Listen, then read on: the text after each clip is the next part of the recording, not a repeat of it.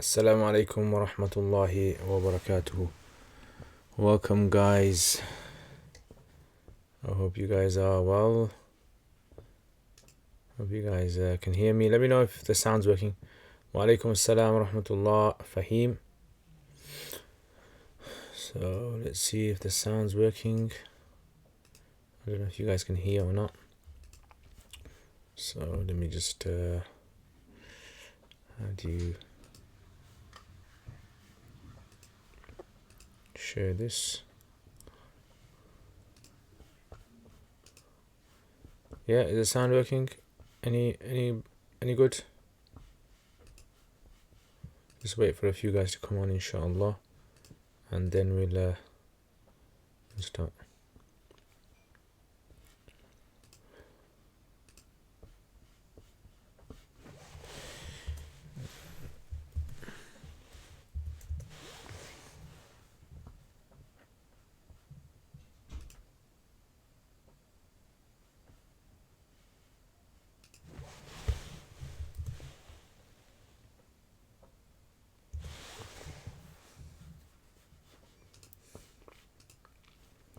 Yeah, sounds fine. Alhamdulillah, alhamdulillah. Okay, so it's been a very long time since I did a live stream, and so I thought to myself, you know what, I'm gonna have to do a live stream for these guys because you guys are my online family, my online friends and family. So I thought, you know what, it's gotta be done, man. You gotta do this. So, alhamdulillah. I don't know if you guys managed to see the video that I put up today. Well, it was supposed to go up yesterday, but it eventually just managed to get up today.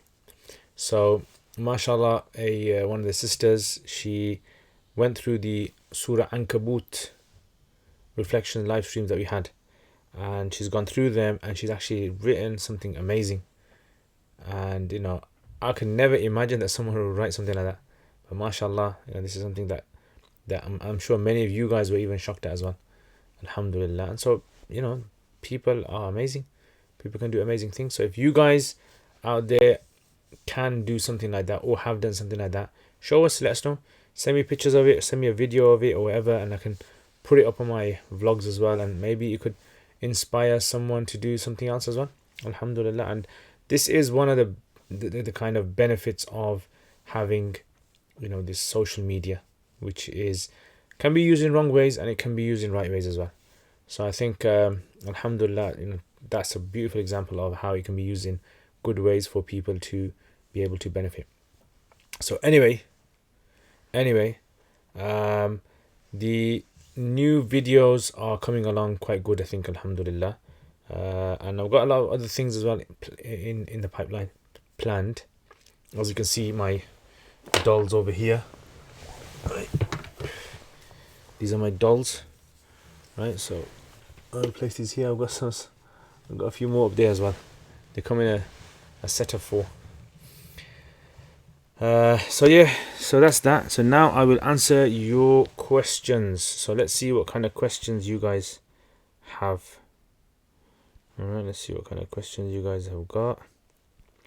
It's been a very long time, and so I have to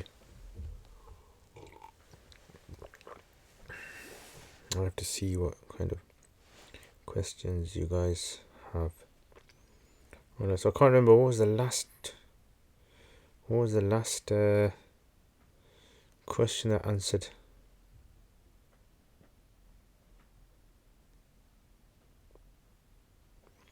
I think it's quite down.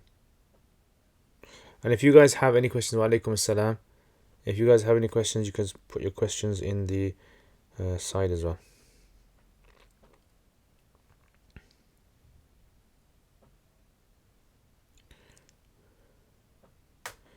Alright, I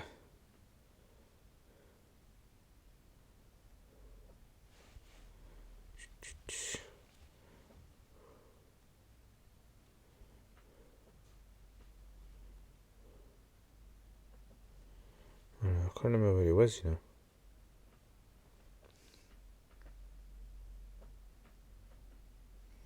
Okay, I think it was from here.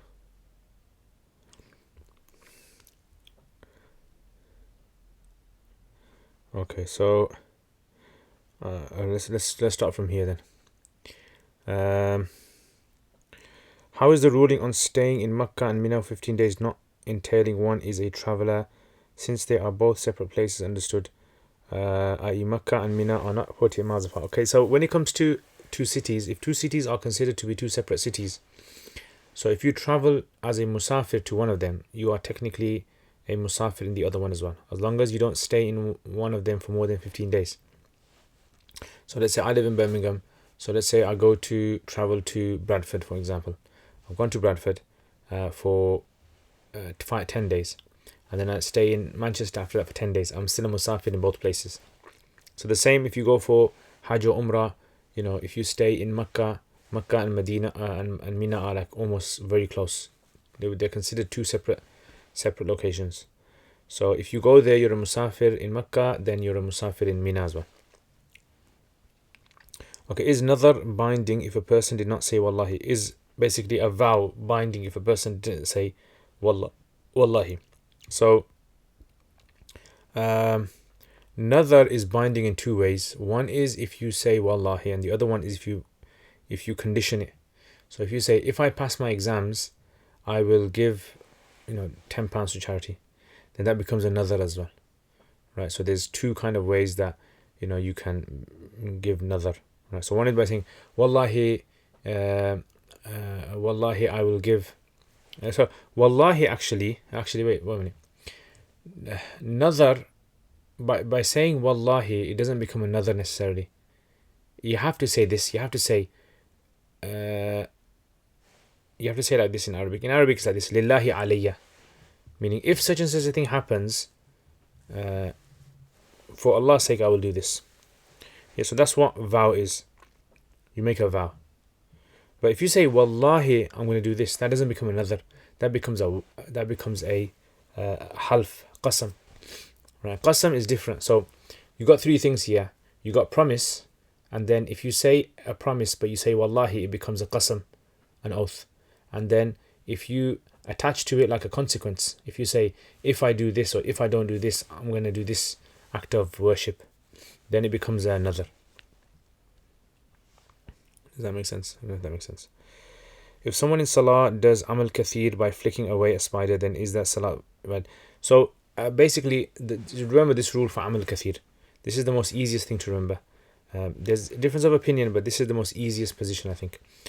In Salat, anything that's there to rectify your Salat, like to increase your concentration and devotion in your Salat, then it's not considered Amal Kathir. So for instance, like let's say your phone's ringing and you're in your Salat, you take it out and you turn it off.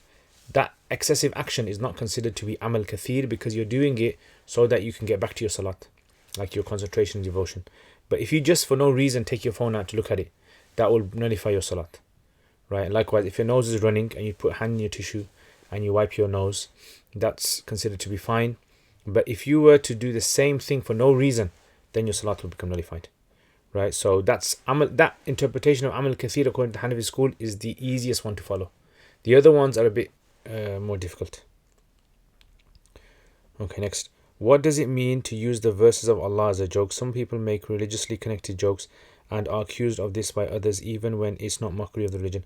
So I would say that mocking the religion would be if a person is, it can be done in two ways. One is, for example, those things that are emblems of Islam, like Allah is an emblem of Islam, or the Kaaba is an emblem of Islam, Quran is an emblem, like a symbol that any Muslim hears about, their mind straight away goes towards Islam. If you make a mock out of that, belittle it, meaning mocking means you belittle it, then that will possibly take you out of the fold of Islam. Otherwise, just doing like a little kind of side joke or something, according to majority of scholars, it won't take you out of Islam. The other mocking in Islam is when you kind of, act upon the laws in such a way it's as though you're mocking them. So, like for instance, a man came to Abdullah bin Abbas and he said to him, I divorced my wife 100 times. And Abdullah bin Abbas said that 3 divorces have occurred and the other 97 times you were just mocking with Allah's law. Alright, next. If a person is bleeding in his mouth in Salah, then what are they expected to do in Salah to see if the wudu has broken or not? What if the person is the Imam? I mean, if they're bleeding in Salat and they don't check, that's fine. and they check later on, their salat's not invalid. But if they are bleeding and they happen to, like, let's say they touch their lip and they see, and the amount of blood in the saliva is more than the saliva itself, then they consider their salat to be invalid.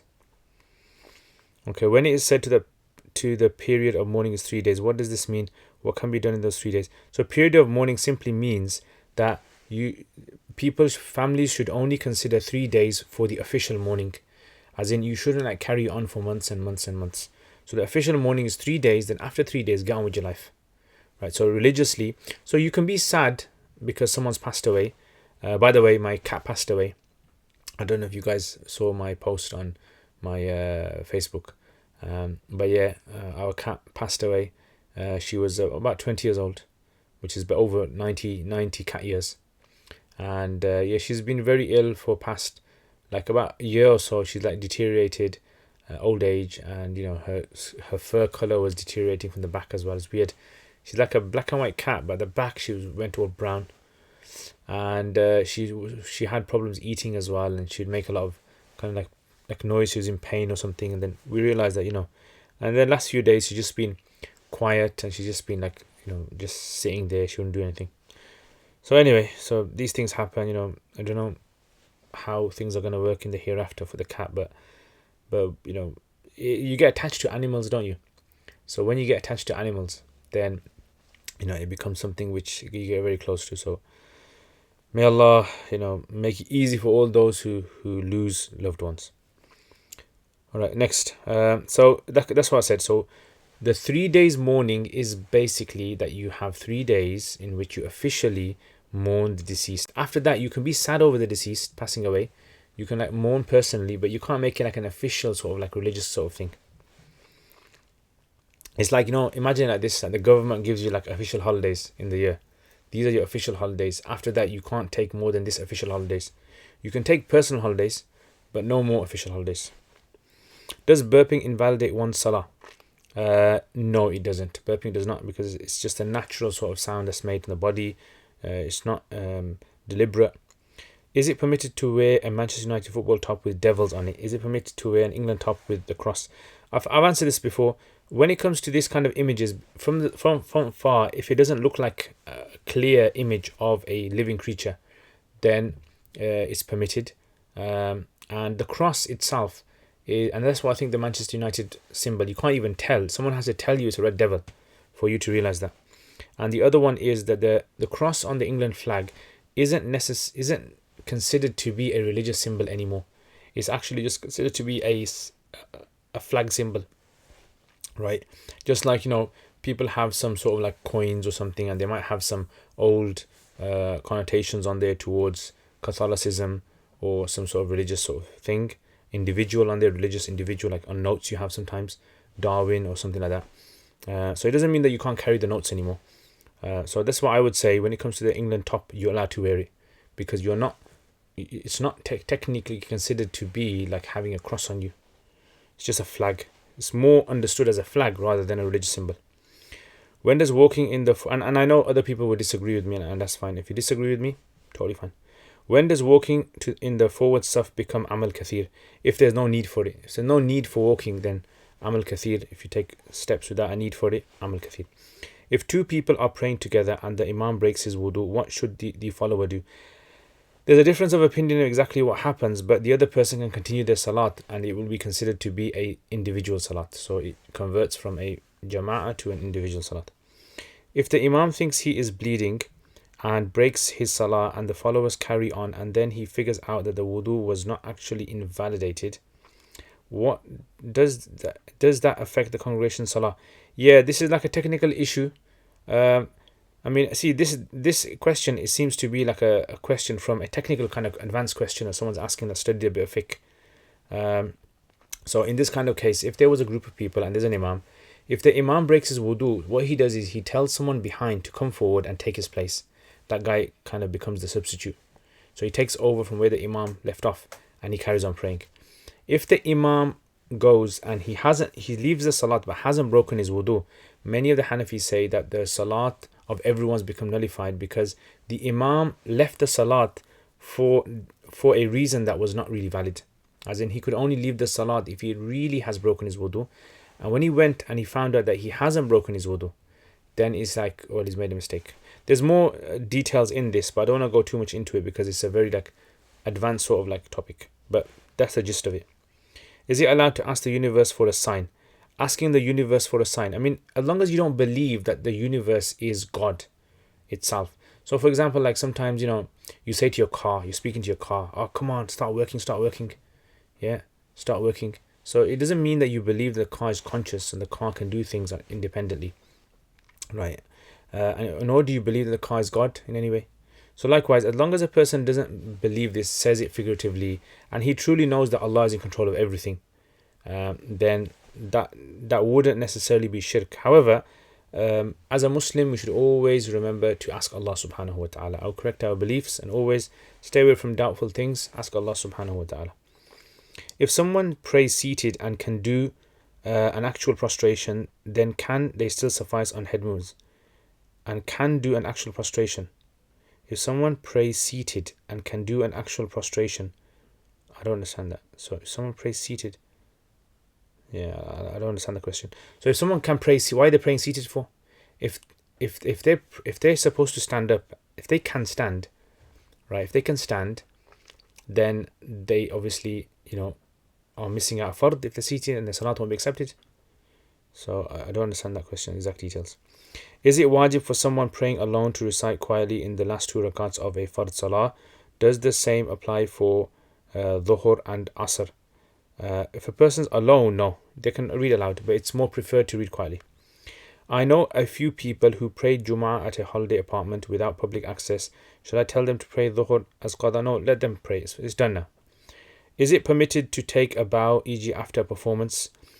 I mean, that kind of bow isn't considered to be a bow of ibadah. There are 2 kind of positions. One position is that no, it's not allowed because any form of bowing is totally impermissible, as bowing is considered to be an intrinsic part of the salah. However, what I would say is the second opinion is that these kind of bows are not considered religious. They're just considered as an etiquette, right? Just like sometimes some people shake people's hands and they lower their head. It's out of etiquette, sort of like respect. So I mean, there may be scope for that, right? There may be scope for that, I would say. Is it permitted to say Ya Rasulullah? Yes, it's permitted to say Ya Rasulullah. Yeah. I mean, remember, Ya Rasulullah, Ya Zayd, Ya Allah, all these kind of things in the Arabic language, simply it's a kind of way of expressing something. So if you're calling someone, you say Ya, but sometimes you can even say it like as in you are just like reminiscing over something. Like let's say you have, like my cat passed away and I say, oh, my cat's name was Polly. Oh, Polly, I miss you, Polly. Oh, Polly, I wish you come back. So this kind of thing is permitted, right? So saying Ya Rasulullah, totally permitted, nothing wrong with it. Yes, if a person is giving the attributes of Allah to the Prophet ﷺ, as in asking the Prophet ﷺ to give him something which only Allah gives, then that would be impermissible. Is it permitted to make specific movements while doing dhikr to keep oneself awake? Yes, it's permissible. As long as you don't believe these things to be an intrinsic part of Islam, more rewarding, then, it's fine. Yeah, so people sometimes do dhikr and they shake, or they read Quran and they move a bit. Yeah, or sometimes some people do exercise. Yeah, so there's scope for that. As long as you don't believe these actions to be, like if I believe, for example, me doing this live stream now, if I believe that this live stream is actually part of Islam, and there is great reward in doing it like this than doing it in another way, right? Then obviously I am claiming this is part of Islam and this was revealed by Allah and His Messenger sallallahu alaihi wasallam, which then it goes into the realm of innovation. That wouldn't be allowed. Same with using tasbih. So if you're doing dhikr of Allah and you have tasbih in your hand, rosary beads, so using those is fine, totally fine, nothing wrong with it, as long as you don't believe these are part of Islam. And when we say part of Islam, that using these is rewarding, unlike doing it just by your fingers. Okay, just using your fingers. Okay. Can a masbook substitute the imam if he breaks wudu? Can the masbook become an imam while he is making up his rakats? Yes, a masbook can do it. However, I mean, again, this is another advanced question someone's asked, so many of you might not understand this. But I don't want to go too much into it because it's going to take a bit too much time. Masbook can take the place of an imam.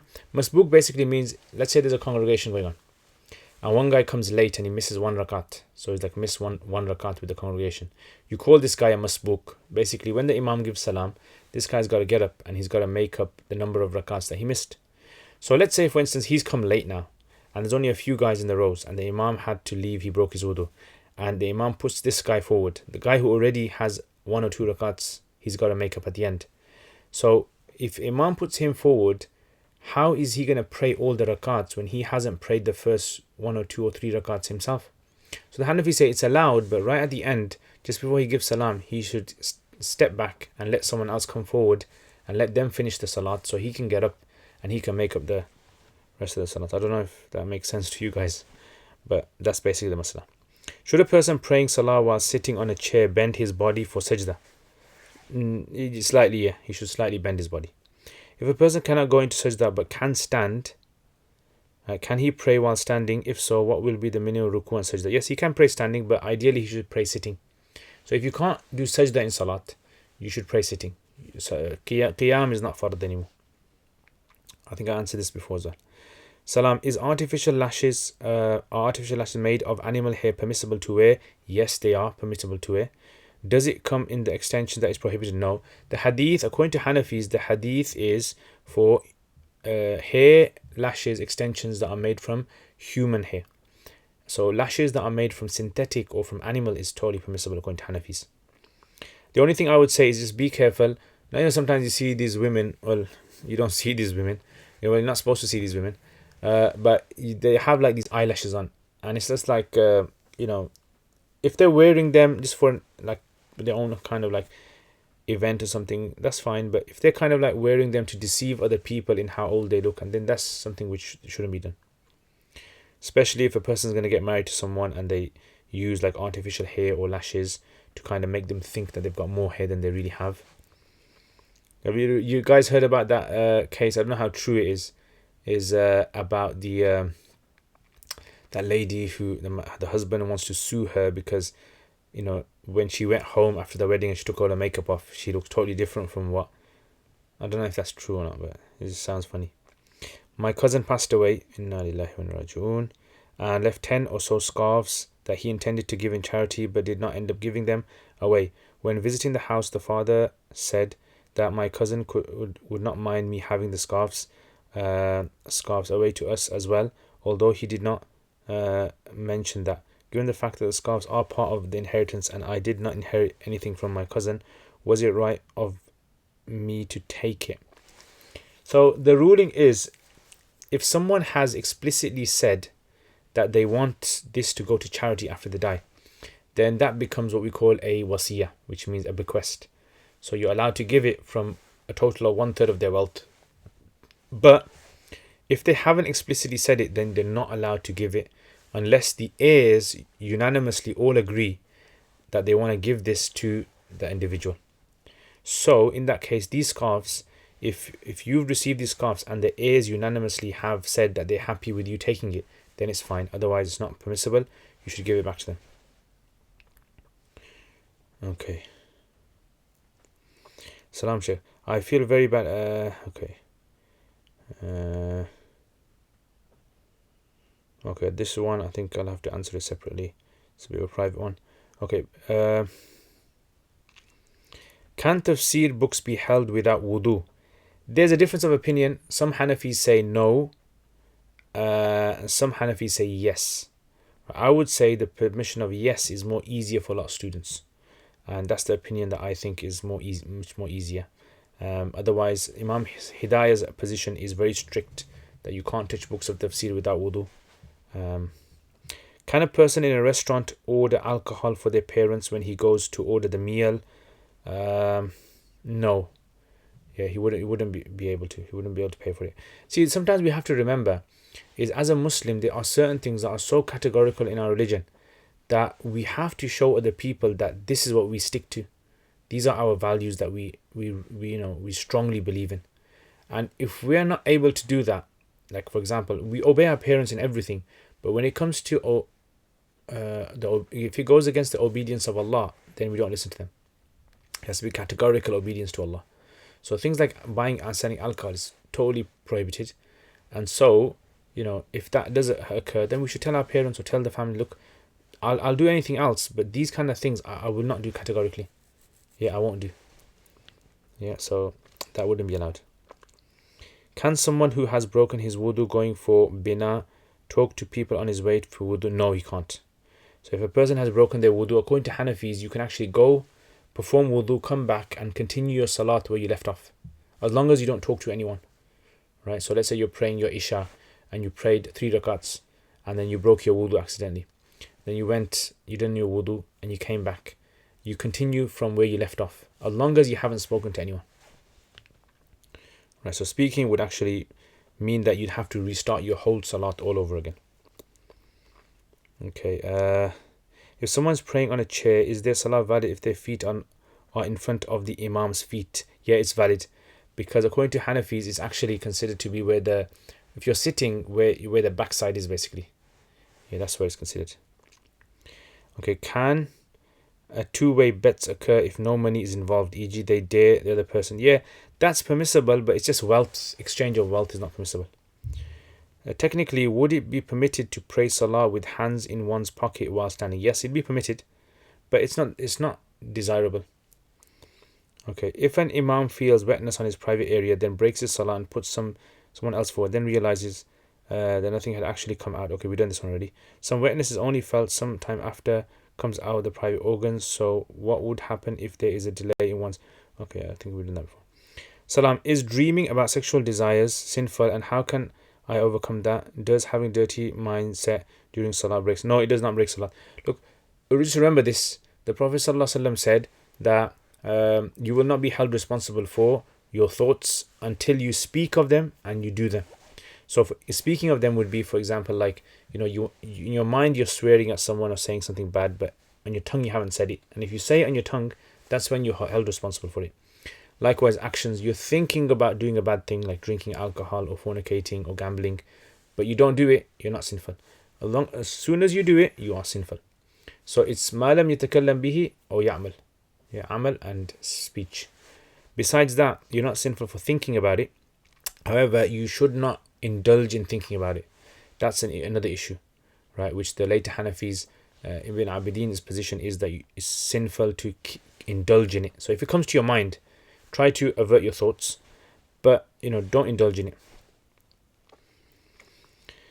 Okay, otherwise no, you're not sinful for having lustful thoughts, because Allah has created us like this. And if Allah has created us like this, then it's really not something which is in our control. Allah does not hold you responsible for your thoughts that are out of your control. Okay, according to the ulama, was Yazid considered a kafir? I mean, I don't think this is an important kind of question to answer. It's not a fiqh question. Right, so if it's a fiqh question, I'll answer it. If it's just something which is political issues, then... Okay, if the imam needs a tissue, can someone give it to him? What if they place it on the floor? So if he asks for it, that's wrong. But if it's just like left there, or someone just gives it and he takes it, there's permissibility for that if he needs it. If someone has just began salah with the imam and the imam then says salam as the person says the takbir, is the part of... so as soon as he says Allahu Akbar, as long as he said Allahu Akbar before the imam gave the first salam, he's considered to be inside the salat. But if he says Allahu Akbar as soon as the imam said salam, then he hasn't joined that salat. And if he's unsure, he should repeat his salat afterwards. Okay, assalamu alaikum, hope you're good. I'm good. Do you know anything about Rayan Bank and whether it's okay to open a saving account? I'm not really familiar with how Rayan Bank works. The problem with banks is, like, let's say for example, I researched Rayan Bank, let's say 10 years ago. Every year or every so often, what happens is they update things, right? And because they update things, you always have to be aware of the latest updates. And I could be speaking about Rayan Bank, but I might be speaking about Rayan Bank 10 years ago. I'm not talking about them right now because they might have updated many of their kind of policies. So this is why my suggestion would be, if you want to ask someone about Rayan Bank, ask someone who is very, very close to Rayan Bank and works with them. And I don't work with them, so I wouldn't really know, unless I read the terms and conditions, and I really don't have time to do that. If a child becomes baligh after having prayed the present salah, then is he to redo the salah as he prayed it as a nafal and now it's fard? If a child becomes baligh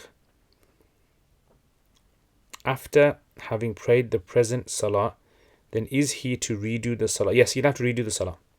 So let's say in Dhuhr time, at 1 o'clock, he prayed his salat. And then at 2 o'clock, he became baligh, he became mature, like he ejaculated, or some sort of sign, or some other sign. And now he obviously has to, because he's become an adult, technically, he has to pray his Dhuhr again now because he's an adult. And adult salat is considered to be of a different degree than a minor's, because the minor's salat, and how many ever salats he prays, is always going to be counted as optional. And the adult is considered to be fard. If someone passed away not having prayed the current salah, is that salah due upon him such that it will be paid in fidya? There's a difference of opinion. If there's a person, let's say he passed away and he missed out some salats, what should this person do? So this person should, his family should try and they say give fidya, some charity money, just to hope that maybe, just like fasting, charity can work in fasting, that can expiate the sin of missing the fast. Likewise, it can be used for prayer as well, but it's not guaranteed. It's hoped, because there's no evidence to prove that giving fidya in prayer is something that's been legislated in Islam, whereas in fasting it is. Okay, all that's done now. Let me answer the questions you guys got here, see what you guys are saying. Okay, so wa alaikum assalam Firaz, mashallah, mashallah, mashallah, Zulayha, wa alaikum assalam. I read your Arabic, mashallah. I'm impressed, very good, excellent. What was it? Dhakartu ni'mat Allahi wa shakartu Allah. Impressed, very good, brilliant. Okay, many of you guys might be unaware, but mashallah, I've got this amazing team now that's helping me with my online stuff. And so basically what they've started is they've started this like group, for sisters separate and for brothers separate. Mashallah, sister Amina as well, she's the main, she's probably the best person doing it all. And so they have these people from around the world, and they study the 17 lessons that I've designed, and alhamdulillah I mark the homeworks, and alhamdulillah it's going so well. So many people from around the world are joining this course, and it's just something that I've never imagined that it would take off. I've been teaching it for so many years. Some of you guys have studied it from me, but alhamdulillah, mashallah, with the sincerity of the team that are with me, alhamdulillah, that Allah subhanahu wa ta'ala, pray to Allah that Allah gives them barakah and accepts their efforts as well. So Sister Zulayha, mashallah, is on that course as well, and mashallah, where are you from, Sister Zulayha? Which part of the world? Okay, next question. Can in Islam wealth be co-owned? What is the shared with the husband and wife?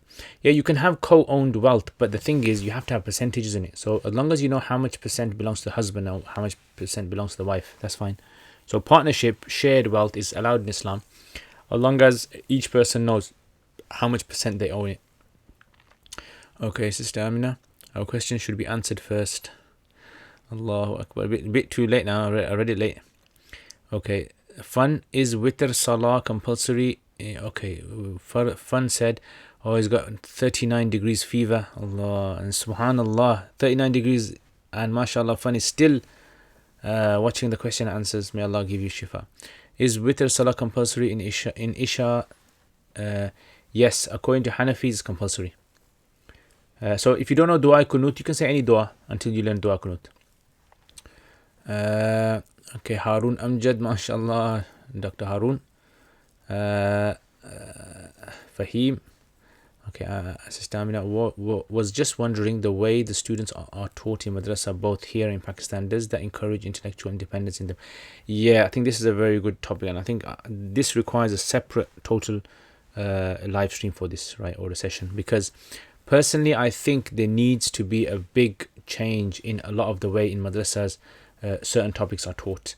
And personally, if you guys know me and how I teach, then you know that I especially when it comes to fiqh and it comes to these kind of topics, I really like it when students think critically, and when they provide their own thoughts on things as well. And I like to try to understand how students see things as well.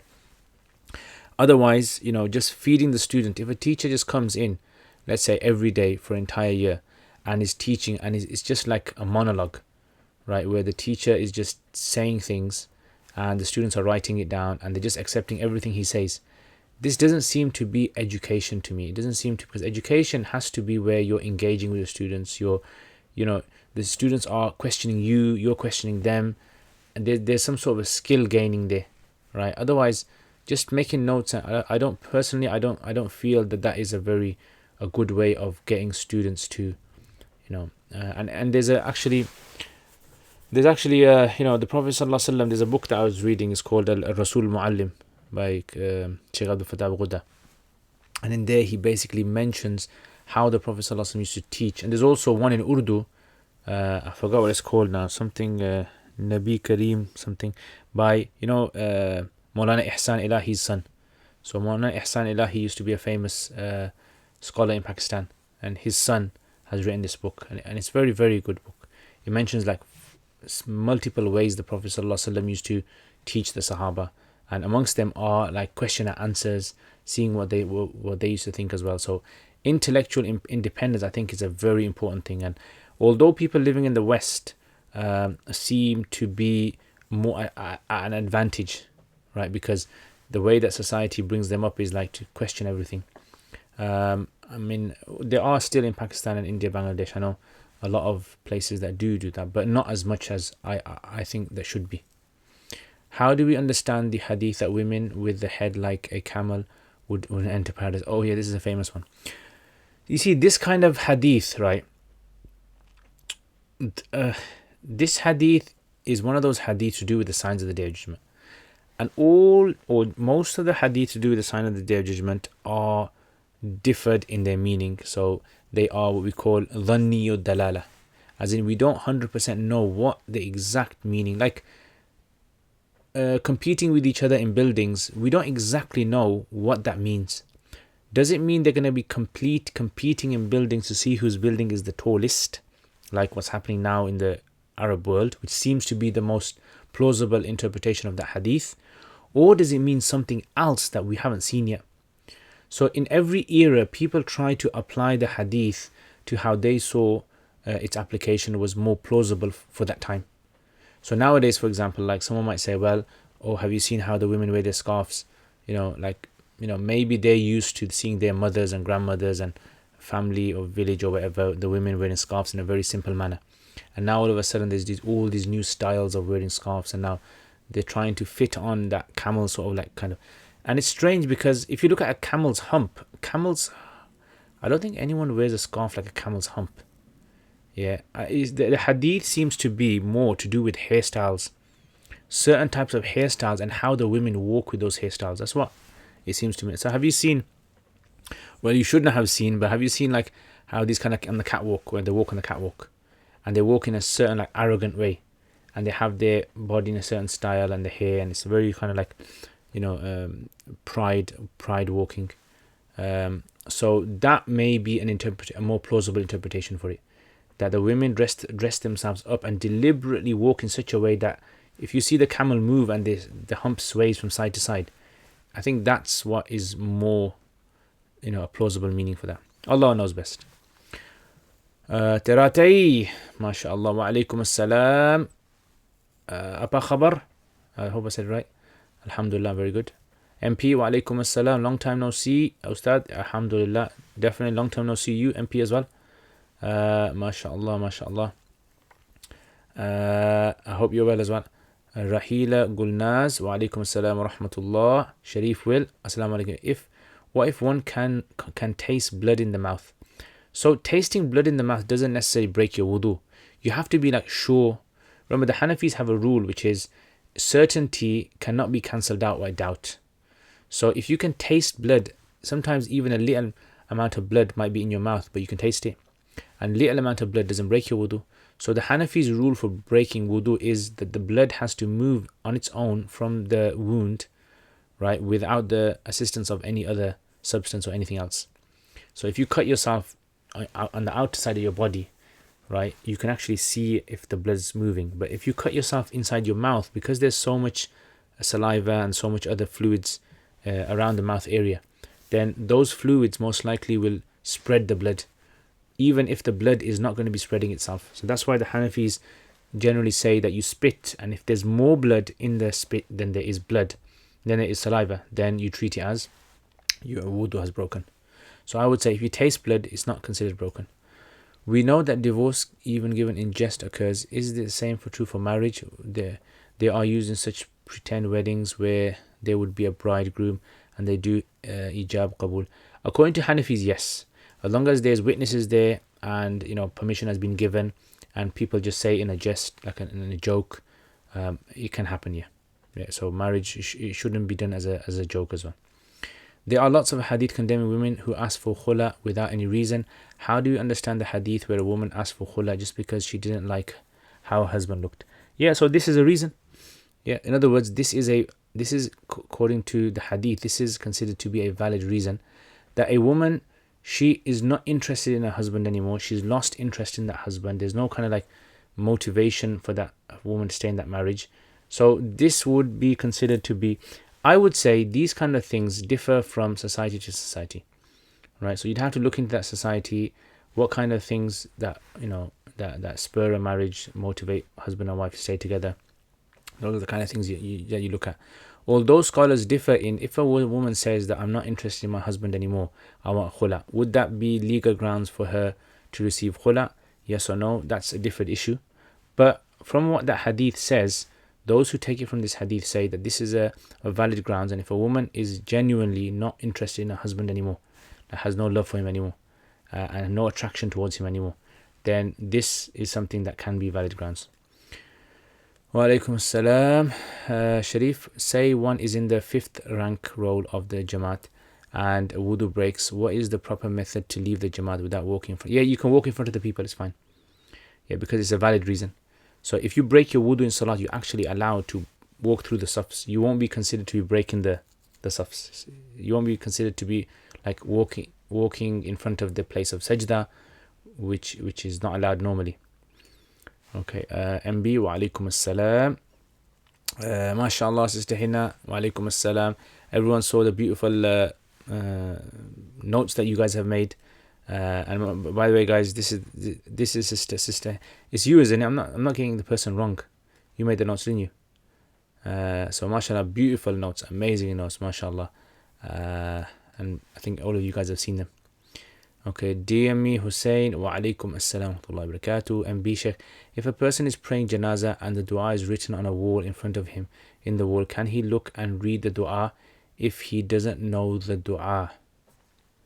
Actually, that's a good question, See, technically in salat, you can't read from something. If you read from something, according to Imam Abu Hanifa, it wouldn't be allowed, right? According to Sahibain, I think it might be allowed, I haven't really looked this one up. Yeah, this is the first time I've come across this one.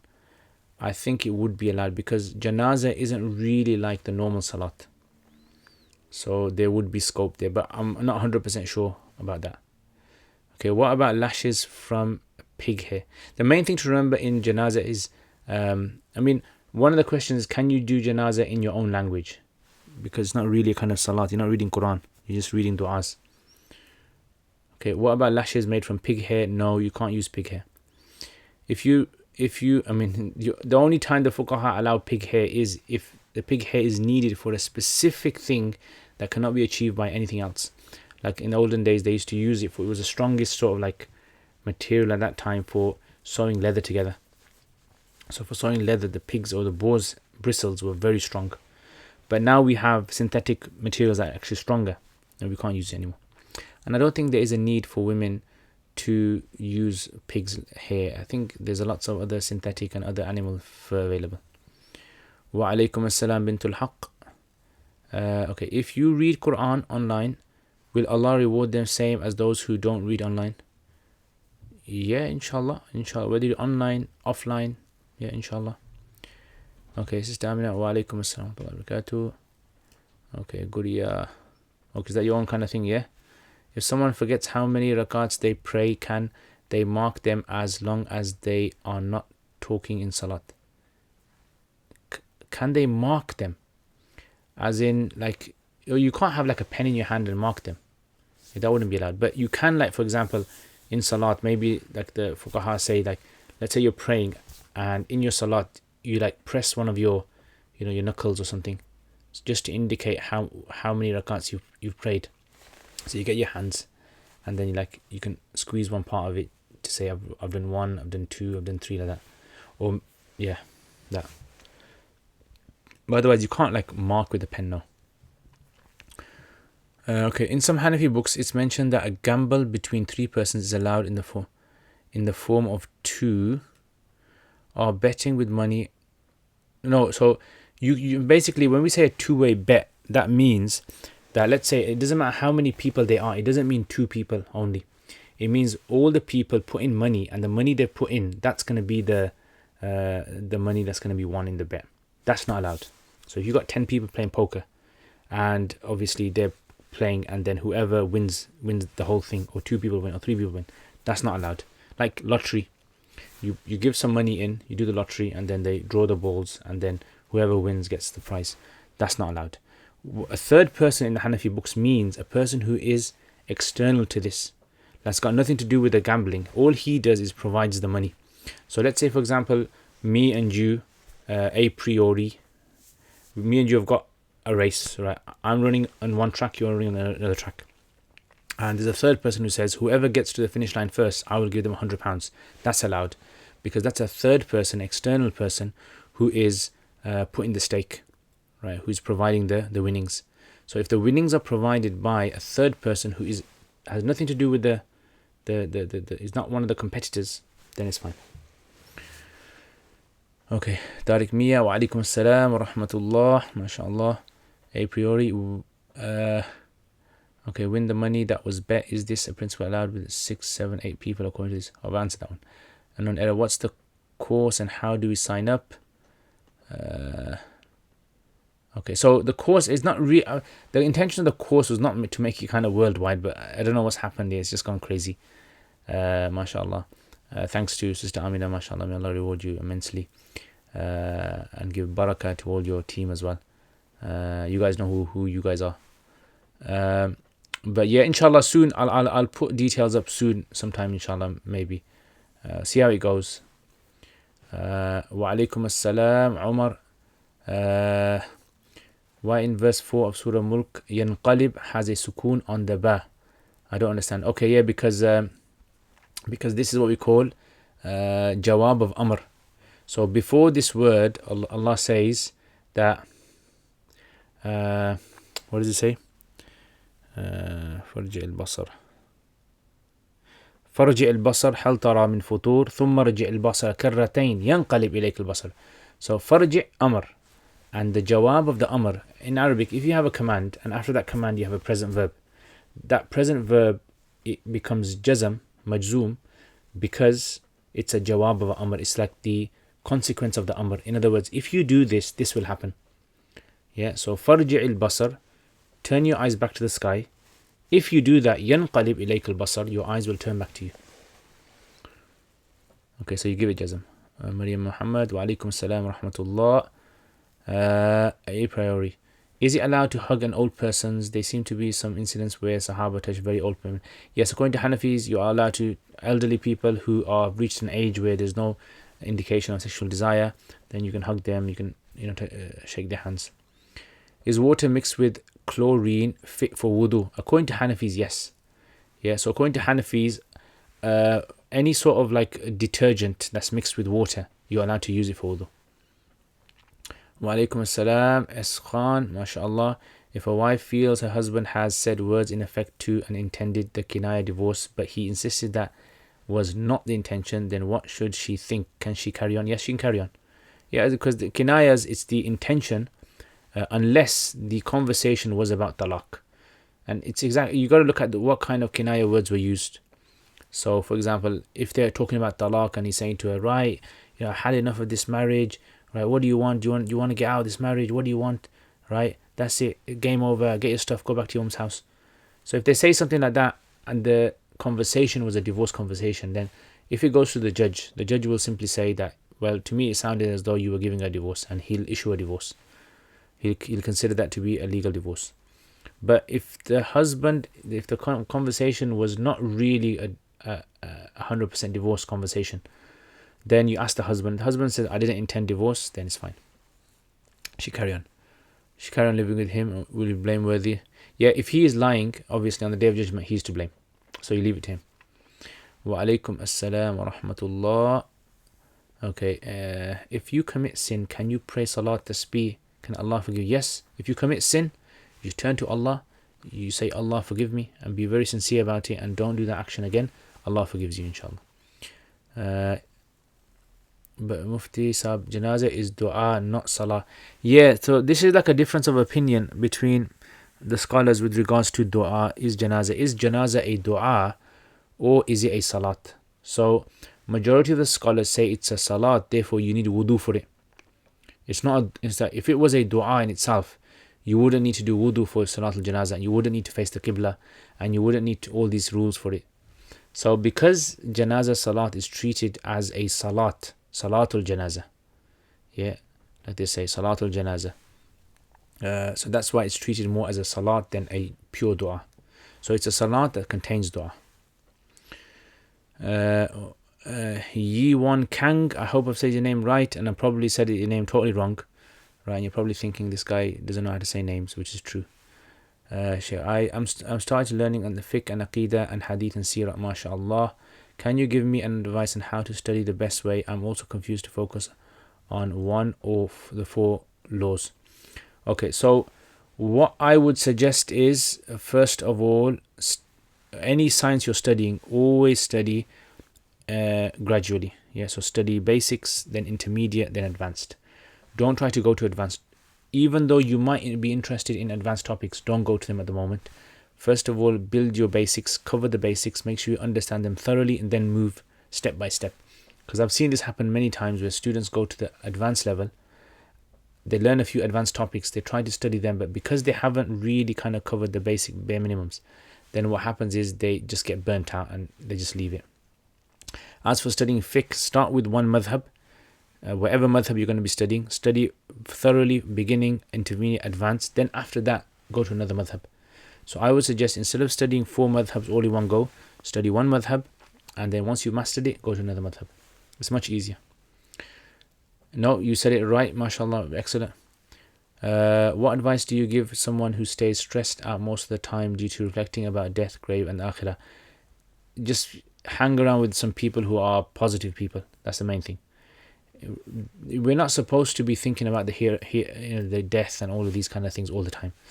We hear stories of people in the past who used to think about death a lot, but if you think about it, they, like Uthman radiallahu anhu, he used to think about death and he used to go to the graveyard, but not all the time, right? Or the Prophet sallallahu alaihi wasallam, he would smile a lot, he would joke sometimes as well, so he wouldn't be thinking about death all the time in that sense, in a negative way, right? You think about death in a positive way as well, that you can reflect on that and improve your life as well. So what I would suggest is, we need to have a balance. So just like we listen to talks that remind us of the hereafter, we should also listen to talks that remind us of positive things as well.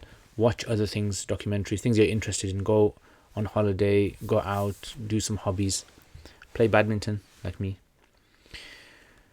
Okay, what is the ruling of being buried in a coffin? I heard it's makruh. Do you know if it's allowed in this country to get buried in that coffin? Yeah, I mean, according to Hanafis, it's permissible if there is a need for it. Like the graveyard that is close to my house, there's 2 areas in that graveyard, and it all depends upon the softness of the earth. So they will actually tell you if you're allowed to bury it, because some people I know have been buried without the coffin, and some people with the coffin, and it all depends where they're buried. So certain types of land, if it's a hard land, you can be buried without coffin. If it's a soft land, then they'll tell you have to bury in a coffin, because then what happens is, in the past there's been incidents where heavy rain has caused many of the bodies to actually become exposed, right? So you don't want that as well. Is playing board games allowed, like Monopoly? Yes, they're allowed. As long as, the main thing with games is three things. As long as it doesn't stop you from doing your faraid, your fard, which is to Allah and the people, your family. Number two, as long as it doesn't result in a person gambling. And number three is that as long as it doesn't cause a person to become like foul-mouthed and do bad things. Okay. What country do you live in? USA? I live in the UK. UK. Assalamu alaikum. Kazmataz. That's an excellent name. That is Kazmataz. Yeah, that's a proper positive name there. Why are there no female prophets or messengers in Islam? So, good question. So, when it comes to messengers, Allah in the Quran, He says that we have not sent to the people except men who we give revelation to. And as for prophets, so these are messengers, which there's only men that were sent in the past as messengers. And as for prophets, there's a difference of opinion amongst the scholars as to whether there were some prophets that were women. So some say, for example, Maryam alayhi salam was a prophet. However, the majority of scholars say that only men have been prophets. Now, the reason for this is because, the Quran doesn't mention this, but if you look at how the duties of a prophet are, the duties of a prophet are very harsh. They're very rough. They're very tough.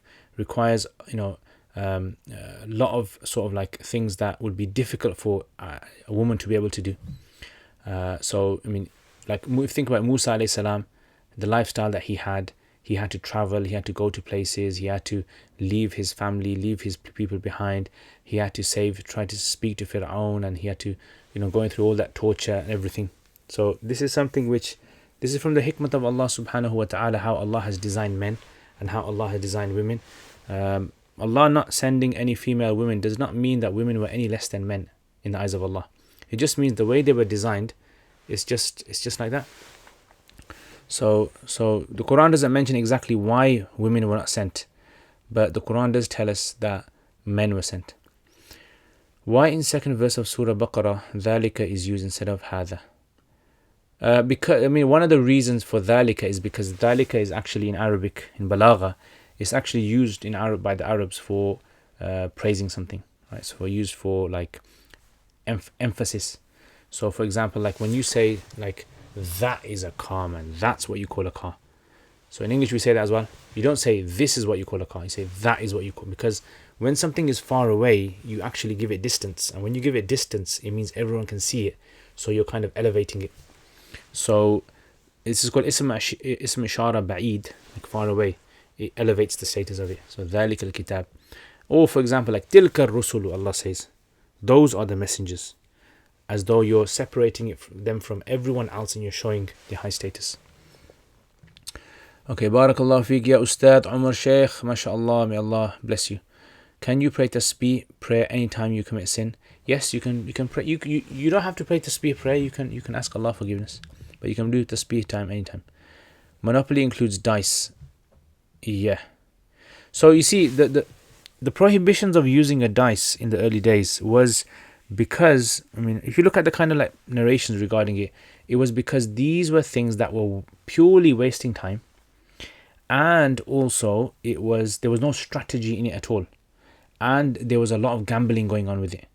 So the Prophet ﷺ, he wanted to get rid of this culture of gambling, right? So the gambling culture was something that was being rooted out. That's why you see a lot of prohibition with chess even and things like that. But later scholars, when they saw like in their society that alcohol had been separated from these cultures, then the scholars said, look, if there is a benefit in there, if there's some sort of like good benefit for the mind or for the body, and as long as there's no gambling involved and no alcohol involved and nothing else like that, then it's allowed. Okay, are you allowed to play chess? Yes. According to Imam Shafi'i, rahimahullah, you have to play. If the Imams break his wudu, does the Khalifa carry on exactly where he left off? Yes. Are there any big Hanafi Athari Imams? I don't know. Wallahu alam. Okay. I heard the 99 names of Allah is not authentic. Is that true or not? So the hadith of the 99 names of Allah is considered to be a weak hadith itself. But Allah having 99 and even more than 99 names, because if you go through the entire Quran and you collect all the names of Allah, they come up to more than 99. Right? So you can check it yourself in the Quran. I have another question. If you commit the same sin over and over, seeking Allah's forgiveness from what you say, you said that Allah will forgive you. Keep the sin. Yeah, Allah will forgive you, inshallah. Allah forgives sins time and time. Allah is called the Ghaffar. He calls himself the Ghaffar, the Ghafoor, because He commits all forms of sins. He's the Ghafoor. And Ghaffar means He will forgive you.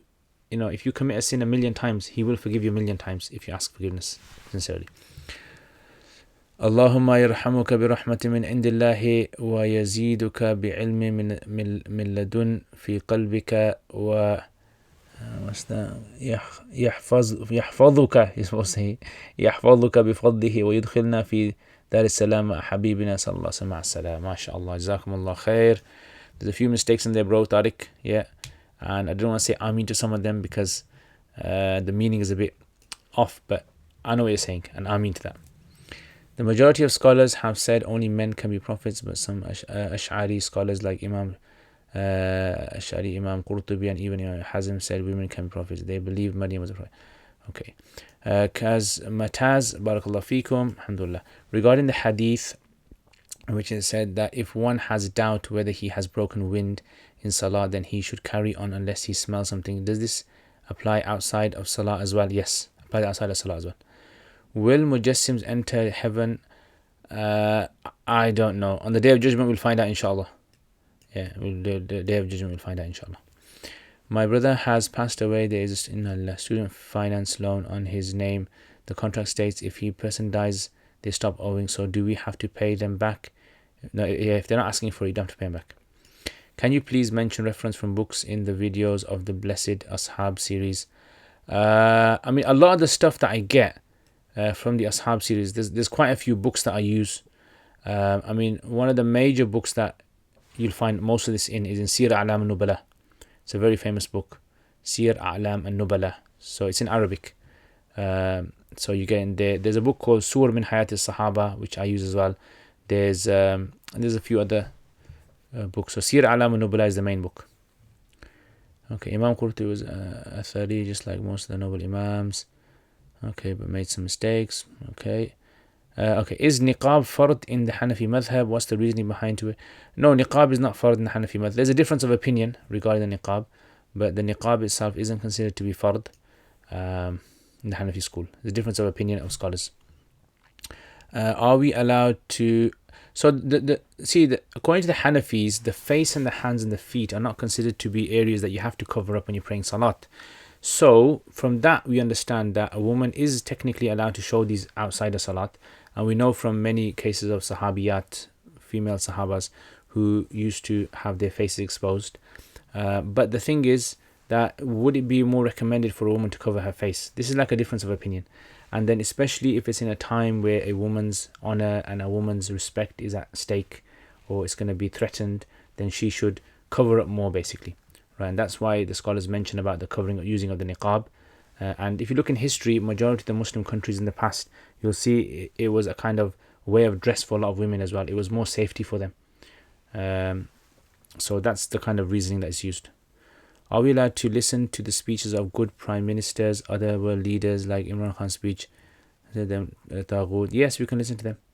Yeah, I mean, the thing is, the Prophet ﷺ, he had mentioned to people about listening to other people as well. Yeah, so sometimes, the Quran tells us the speech of Fir'aun. If in the Quran Allah is mentioning the speech of Fir'aun, and He's mentioned the speech of Iblis and other people's speech, so that tells us that sometimes we need to listen to these things to take lessons from them as well. Whatever there's good in, we take, and whatever there's bad, we stay away from it. Okay, so what time do you pray Tahajjud? Tahajjud is prayed at night time, after Isha, all the way until Fajr, ideally just before Fajr. Yeah, that sounds correct. What is the opinion on celebrating Mawlid? Okay, anyway, I'm going to finish there, inshallah. If there's any other questions, Jazakumullah khair. I mean, see, these issues with regards to like Athari and Salafi, and I don't like answering these kind of questions because it's a very sectarian sort of like field. I think, I mean, if someone asks an issue about Salafis or something, the same people are not going to change their position. They're just going to stick to their position, but they just want to prove to other people what they believe, and they believe that this is true and that you should accept it as well. So personally, I think people who ask these kind of questions, I don't think I should be entertaining these kind of answers. So I won't be answering these kind of questions. حافظ صاحب أنا أتمسك أتبين لنا عن الخلق والخلق النبي في شهر ربيع الأول على YouTube. Inshallah, yeah, inshallah, why not? Good idea. If you miss praying Fard Salah in a while and you can't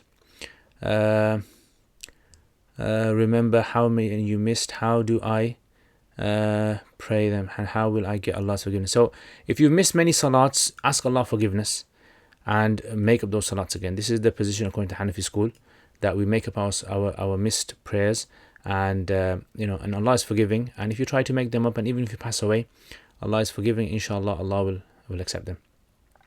Wa alaikum assalam. How should we as Muslims on a daily basis go about creating more unity amongst ourselves? As Muslims, I think we should look into the things that we share, the good things that we share, the common sort of like positive things, and stay away from those kind of controversial things. That's the best thing, I think, and work towards trying to protect our faith, our communities, confidence, identity as Muslims. These are the most important things. Put Sheikh of controversy. Yeah, I mean, you guys ask the same questions all the time. Unknown error and FIFA. You guys seem to ask the same questions. Salafi, or I don't know, opposite of Salafi. So I'm not gonna be answering these kind of questions, I think, in the future, because it just wastes a lot of my time. And you guys, I don't think you guys are gonna change your positions anyway. It's gonna be the same thing. Is this guy's Athari? Is this guy Salafi? Atharis are the true people, or Asharis are the true people. So I won't be answering those. Anyway, so let's look at some other questions. Okay, anyway, so I'm gonna be hiding your comments. Alright, so I'll just put you guys on timer. Yeah, let's put them on timer so I can see the more important questions. Alright, so can you go homecoming with Christians if you're Muslim? Can you go home? What is homecoming? I don't know what homecoming is. You'll have to explain that. Okay, هل يجوز لنا أن نصلي خلف الإمام الذي يتبع إمام الشافعي؟ نعم، يجوز نعم. So praying behind other fiqh positions, madhabs of fiqh, is totally permissible. Sahaba prayed behind one another, even though their positions in fiqh were different. So this shows us that praying behind other madhabs is totally different. I know there's difference of opinion amongst some like Hanafis that say you should avoid praying behind another madhab who's going to be doing something which goes against your like criteria for salat. But I mean, this kind of thing, it creates a lot of disunity, right, when people aren't going to be praying behind one another. So I think that it's fine. Can women wear rings, earrings, etc. not made from real gold or silver, e.g. high street jewelry that's cheap? Yes, they can wear it. See, the prohibition about wearing the rings and the jewelry is with regards to certain types of material. So for instance, the hadith mentions about made from stone, and made from sulfur, and made from iron. So the Prophet ﷺ, he prohibited those, because he said these are like the fuel of Jahannam. So wearing any other is totally fine, plastic or any other metal, totally fine to wear. Is wearing trousers below the ankles haram? Why are some Hanafi very strict in this? Hadith on man will not enter heaven. So the Hanafis basically say that it's makruh tanzihi. It's not haram. It's only haram if you have arrogance in your heart. So if you have your trousers below your ankles because you want to show other people you're better than them, that's when it's impermissible. So otherwise it's allowed, it's fine. And so nowadays, today, people, I don't think they wear it under their ankles out of arrogance. But in the olden days, in the Sahaba's days, evil people used to wear it as a form of arrogance to show the people how rich they were. So the Hanafis say that it's makruh tanzihi, meaning it's best not to do. Okay, next. Homecoming is like celebration. Students go dancing, cheering. Yeah, I mean, so in those kind of things, if there is, obviously, as long as the person has covered themselves up and there's no kind of open sinning going on, then they can go. Otherwise, they should avoid it. Why is it not recommended for a Muslim woman to marry someone not Muslim? Why is it not recommended? It's actually not allowed. It's not allowed for a Muslim woman to marry a non-Muslim man. And this is like prohibition from the ijma of the scholars. Yeah, like a unanimous agreement of the scholars of the past that did not allow this. And the main reason is because it's for the safety of the faith, the iman of the children and the family. Because usually the family follow the faith of the father. So this is why, it's not allowed. What if it's difficult to know what material the jewelry is made from?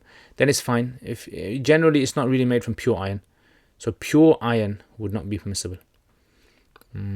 Okay, so jewelry nowadays like covered with other coats, so they have like metal coating, gold plating.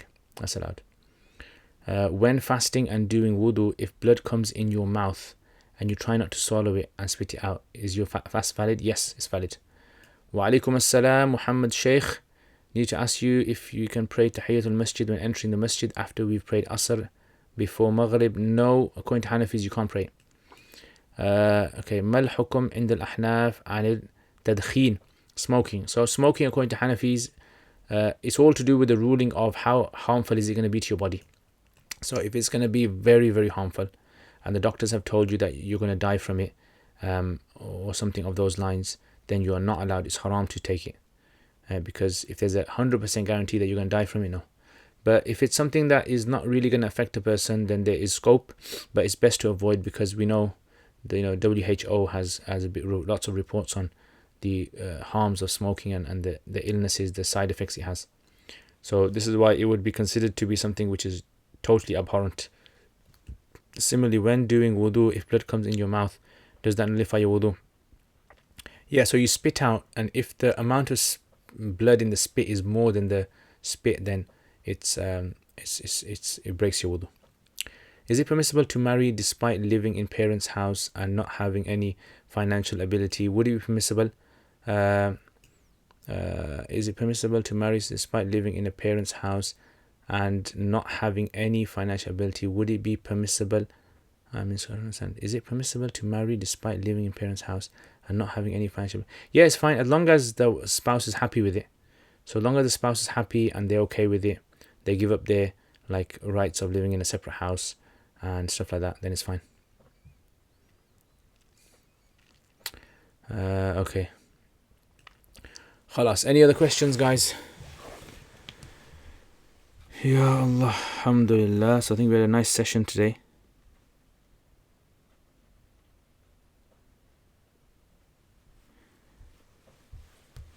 Nice answering question and answer, alhamdulillah. We covered quite a lot after a very long time, guys. So like I said to you guys, these are my stick men. I keep showing you guys these, yeah. So I'm going to be using these to make some videos, inshallah. Right. So the problem is, but they're not that flexible. That's a problem. I just realized when I bought them, they're not very flexible. They're a bit messed up. Yeah. So that's basically some stick men there. I think they're the art, those art models that you use to draw.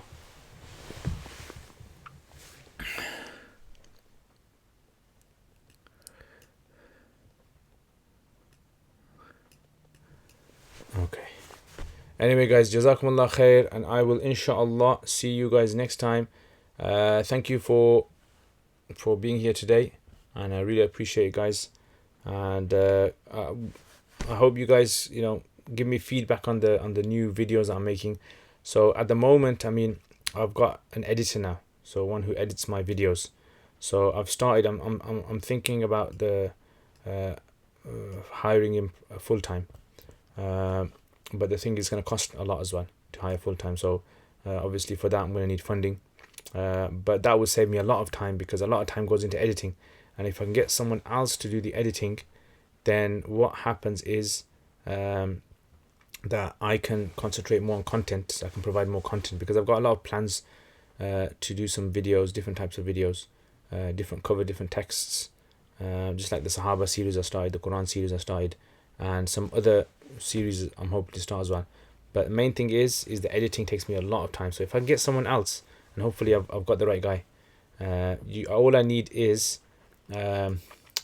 feedback from you guys to tell me how I can improve those videos. So alhamdulillah, some of you guys have contacted me and given me some good feedback on it, but I still need like some proper feedback so I can give it to the guy. So anyway, leave me some feedback, and inshallah I will let you guys know, inshallah. So jazakumullah khair, thank you very much.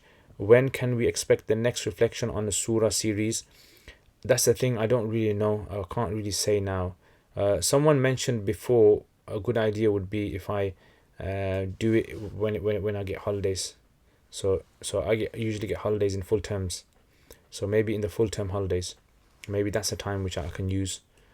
So that sounds like a more plausible sort of like suggestion. Ruling of drawing of pictures of people and animals, yeah, it should be avoided. Faces and stuff like that should be avoided.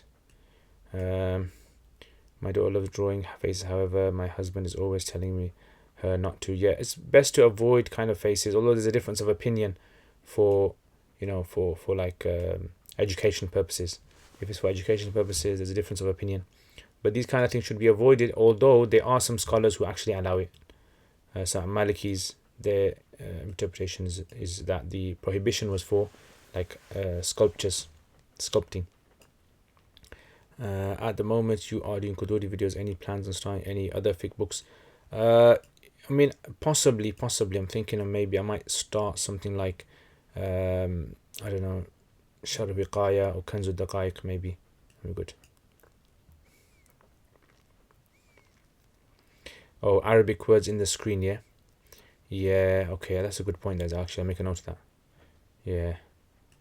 Okay, alhamdulillah. Okay. Alright. Are Christians munafiqun or kafir? Christians are, yeah, kafir. Christians are non-Muslims. Yeah, so kafir in the sense that non-Muslims. Yeah. What are the dolls for? I'm so intrigued. Don't worry, inshallah, you will find out.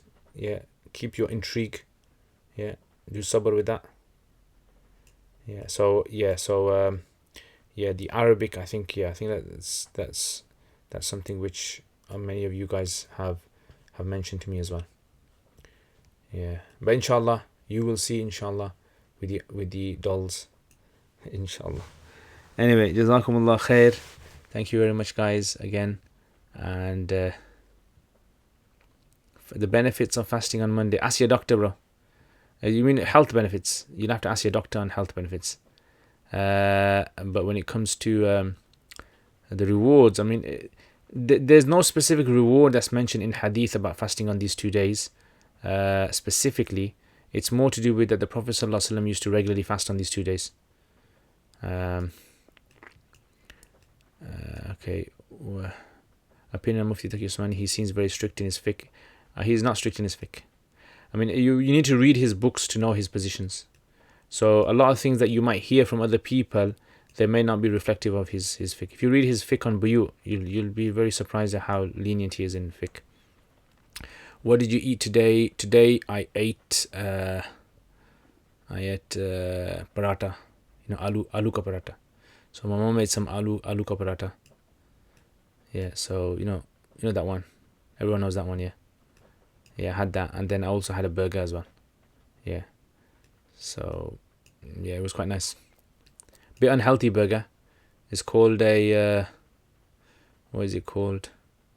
I think it's called a Whopper something, or I don't know. Smack. Is it called a Smack? Extra large burger. Puppet show in Arabic. Who knows? Maybe not.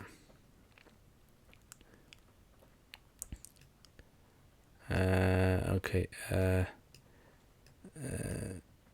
Alright, guys. So jazakallah khair. I will see you guys inshallah next time. And Rami du'as inshallah. Assalamu alaikum wa rahmatullahi wa barakatuh.